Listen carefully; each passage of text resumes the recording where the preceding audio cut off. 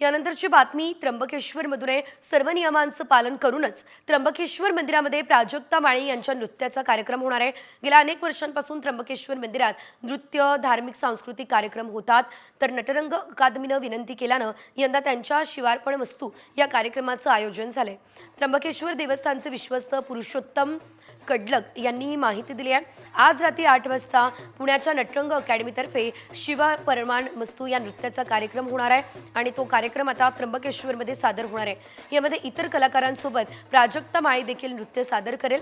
प्राजक्ता माळी यांच्या खासगी आयुष्याची देवस्थानाला काहीच देणं घेणं नाही आहे, असं सुद्धा यावेळेस सांगण्यात आलेलं आहे।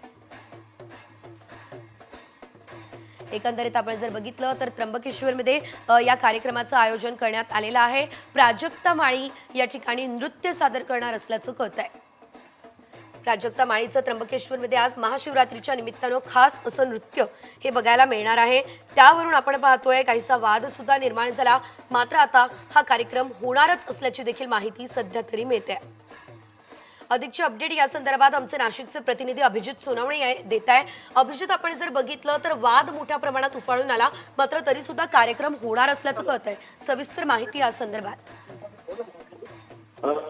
रात्री 8 वाजता प्राजक्ता माळी यांचा शिवार्पण मस्तू हा नृत्याचा कार्यक्रम त्र्यंबकेश्वर मंदिराच्या प्रांगणामध्ये होणार आहे।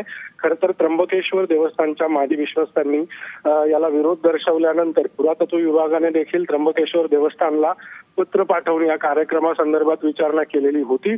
मात्र प्राजक्ता माळी या काही एकट्या या ठिकाणी नृत्य सादर करणार नाहीयेत, तर नटरंग अकॅडमीतर्फे ते नृत्य जे आहे कथ्थक नृत्य ते सादर होणार आहे आणि प्राजक्ता माळी यांच्यासोबत इतर कलाकार देखील या नृत्यामध्ये सहभागी असणार आहेत आणि प्राजक्ता माळी यांच्या वैयक्तिक आयुष्याशी देवस्थानला काहीही देणं घेणं नाहीये।